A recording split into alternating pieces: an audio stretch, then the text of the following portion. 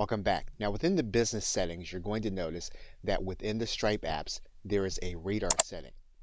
And when you first open your account, you may be testing Stripe for radar. Basically, it's an engine that blocks payments with a high risk score where their algorithm detects something that looks like it may be a fraudulent payment up front. Basically, what radar does is it gives you the ability to set rules to block certain payments that look suspicious. And to do this, you will pay an additional 2 cents per transaction for this service. And so basically, this additional service will give you a block list, the custom rules that we just talked about, as well as insights on the kind of payments that you take in on a regular basis. And in fact, you'll see that as payments do come into your account, that Stripe will do a risk evaluation, and they'll let you know what that risk evaluation is as you see them. So if you want the additional protection of your already existing account, you can try Stripe Radar for free for a certain period of time. Okay, so with that, thanks, and I will see you in another video. Welcome back. Under the customer area, you're going to see a products area available once your account is active. When you click inside of that area, you're going to come to an interface that looks like the one on your screen. And basically what you're going to be able to do is you're going to be able to add products to your Stripe account that you'll be able to access either by third-party tools or using the Stripe API and or interface. So the first thing you're going to do is you're going to click this button that says Add a New Product. You're then going to determine what kind of product you're going to be adding. Is this going to be a one-time purchase, or is this going to be a recurring product? In most cases, you'll be adding in a product. So we're going to write in a product name. Now once you've saved the product name and the price, the product name will then be the stock keeping unit, or SKU. You'll be able to use this product with Stripe Checkout whether you use a third-party program or you know how to use the coding to place a Stripe button on your website. You'll be able to track all of the activity with this individual product using both the log and the events area inside of the product.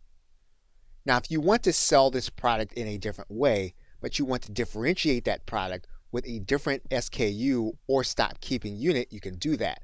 And you're going to click this Add SKU, and you're going to write in a different product name or a different way of tracking the sale.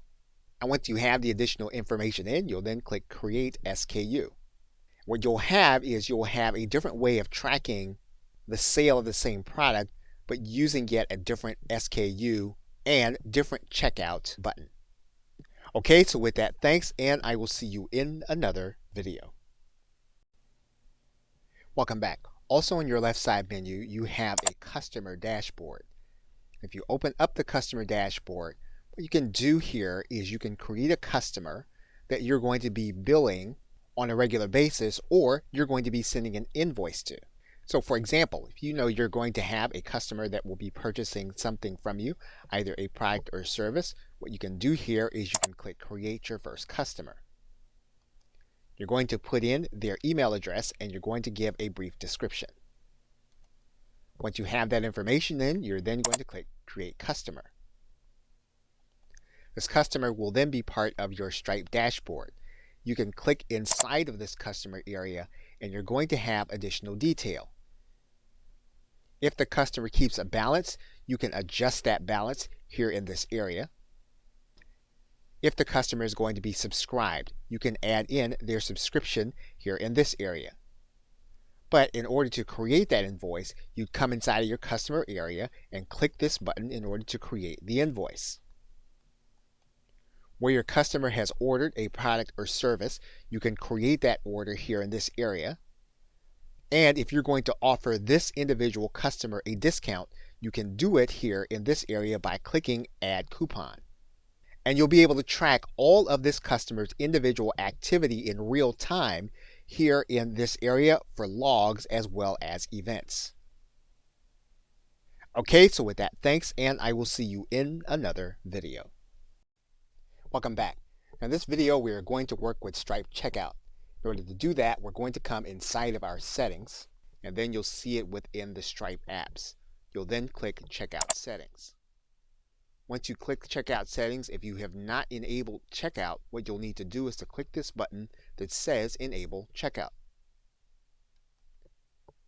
And what you'll do first is you'll put your domain in where you're going to be using Stripe Checkout. Once you do that, you'll then click Save. Now, in order to use Checkout, the website that you are going to be using will need to be secured with an SSL license. Now, if you're currently using a virtual server, you can add in an SSL certificate to your site. In order to do that, you're going to go into your server control panel and you're going to type in Manage Auto SSL. And when you start typing Manage Auto SSL into the search, you're going to see this link come available. You're going to click that link. Now, it's possible that your host will give you a choice between a number of Auto SSL providers. What you're going to do is you're going to select that choice. You can then click this Create a New Registration with the provider. What you're then going to do is you're going to click Manage Users in this tab. You're then going to choose the domain that you're going to enable. You'll click Enable. And then once you've done that, you'll then click Enable Auto SSL. Then you'll select by checking the box, and then you'll head to the very top of the screen. Once you have your site selected, you'll then click Enable Auto SSL. Once you've done that, you can then click Check. Now, it will typically take time before you'll see your certificate available as HTTPS. And once it's ready, you can then begin working with Stripe Checkout.